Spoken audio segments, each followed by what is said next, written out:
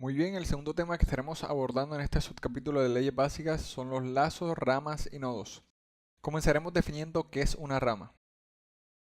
Una rama representa un solo elemento.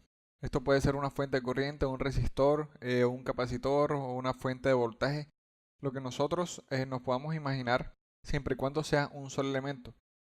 Por ejemplo, en este circuito que tenemos aquí, el cual tenemos cuatro elementos, podremos decir que tenemos cuatro ramas, una por cada elemento.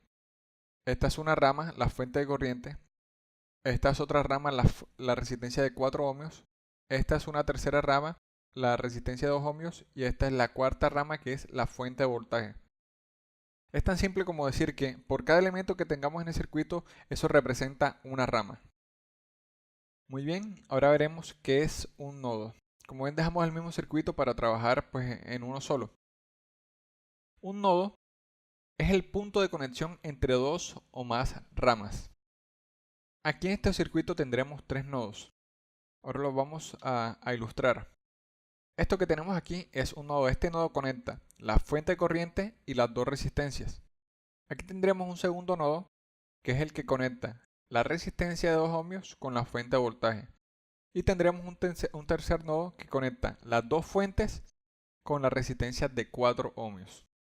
Como ven, también es muy sencillo poder identificar los nodos. El último, digamos, elemento que definiremos sería los lazos. Un lazo es cualquier trayectoria cerrada en un circuito.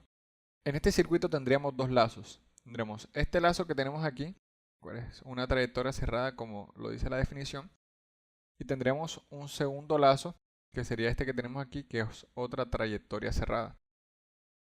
Muy bien, entonces resumiendo tendríamos que tenemos cuatro ramas, tenemos tres nodos y tenemos dos lazos. Existe una fórmula para poder calcular el número de ramas o poder, digamos, constatar que lo que hicimos está bien. Esta fórmula nos dice que el número de ramas es igual al número de lazos más el número de nodos menos 1. Entonces aplicamos la fórmula y verificamos nuestro resultado.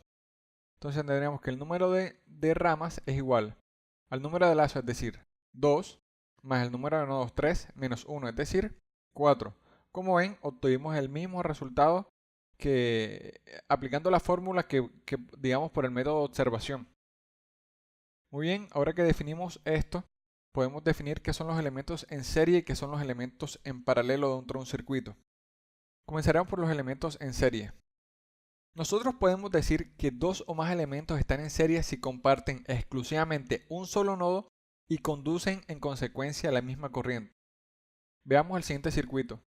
En este circuito, todos los elementos se encuentran en serie. Veamos estas dos resistencias. Estas dos resistencias comparten un solo nodo, que sería este nodo de aquí. Por ejemplo, estos dos elementos, la fuente de voltaje y la resistencia, también comparten un solo nodo, que sería este.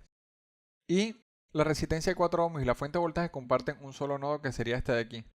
Y la última condición, y digamos que es como la más importante, es que a través de ellos fluye la misma corriente. En este circuito fluye la misma corriente entre todos los elementos. Esta segunda condición es más importante que la primera porque en muchos casos muchos elementos podrán compartir un solo nodo, pero no quiere decir que están en serie. La condición real que nos va a dar si nos va a constatar si están o no en serie es que a través de ellos fluya la misma corriente. Muy bien, ahora veremos los elementos en paralelo. Dos o más elementos se encuentran en paralelo si están conectados a los mismos dos nodos y tienen en consecuencia la misma tensión en sus terminales. Veremos estos circuitos, estos tres elementos que tenemos aquí, la misma fuente con las mismas dos resistencias, esta vez ya no se encuentran en serie sino que se encuentran en paralelo. Como ven, todos los elementos comparten este nodo que está aquí que los conecta y este nodo que está aquí que los conecta. Y además de eso, en consecuencia, comparten el mismo voltaje.